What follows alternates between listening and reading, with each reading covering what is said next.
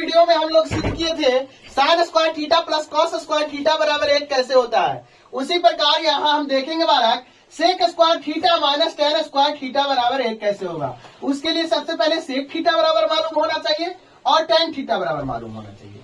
तो sec theta बराबर होता है यानी कर्ण बटे क्या होता है आधार, और कर्ण को हम क्या लिखेंगे बालक एच लिखेंगे, और आधार को हम क्या लिखेंगे बालक बी लिखेंगे। और ये स्क्वायर है यानी स्क्वायर है तब क्या करेंगे बालक यानी होल स्क्वायर करेंगे, है ना। माइनस है बालक यानी माइनस देंगे। अब हमको टेन थीटा बराबर क्या होता है, टेन थीटा बराबर होता है लंब बटे आधार, और लंब को हम किसके द्वारा सूचित करते हैं पी द्वारा, तब पी लिखेंगे, और आधार को हम किसके द्वारा सूचित करते हैं बी द्वारा, तब बी लिखेंगे। यानी स्क्वायर है तब बालक यानी हम क्या करेंगे होल स्क्वायर बराबर हमको लाना है कितना बालक 1 लाना है तब 1 लिखेंगे, है ना। देखेंगे बालक अब हमारा क्या है यानी वर्ग है यानी होल स्क्वायर है यानी वर्ग है दोनों पर यानी स्क्वायर है, तब हम इसको अलग अलग स्क्वायर कर सकते हैं यानी एच स्क्वायर लिख सकते हैं और बटा में क्या लिख सकते हैं बी स्क्वायर, और माइनस है बालक तो यानी माइनस देंगे, है ना। यानी पी स्क्वायर है यानी पी स्क्वायर इसको लिख सकते हैं और बटा में क्या यानी बी स्क्वायर लिख सकते हैं। बराबर लाना है कितना बालक 1। अब आप जानते हैं भिन्न के रूप में रहता है यानी बटा के रूप में रहता है, और बीच में जब माइनस लग रहे या है ना यानी प्लस लग रहे, तब माइनस है तो भिन्न के घटाव होगा, प्लस रहेगा तो भिन्न के क्या होगा जोड़ होगा। तो सबसे पहले भिन्न के घटाव है यहाँ पर, तब यानी सबसे पहले हम क्या करेंगे हारों का क्या लेंगे बालक एलसीएम लेंगे।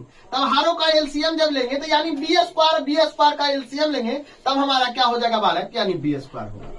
यानी हारों का एलसीएम लेने के बाद हम क्या करेंगे बालक यानी हर वाला से हर वाला में भागा करेंगे, और भागा देके आएगा उसको हम अंश वाला में क्या करेंगे गुना करेंगे। यानी बी स्क्वायर में बी स्क्वायर से भागा देंगे तब हमारा आएगा 1, और 1 गुना एच स्क्वायर करेंगे तब हमारा क्या हो जाएगा एच स्क्वायर, है ना। माइनस है तो माइनस देंगे, जिस प्रकार ये यहाँ पढ़ी किए उसी प्रकार करेंगे। यानी बी स्क्वायर में बी स्क्वायर से भागा देंगे तब हमारा क्या आएगा 1 आएगा, और 1 गुने पी स्क्वायर करेंगे तब हमारा क्या हो जाएगा यानी पी स्क्वायर बराबर क्या बालक 1 है, तो 1 लाना है तो 1 लिखेंगे।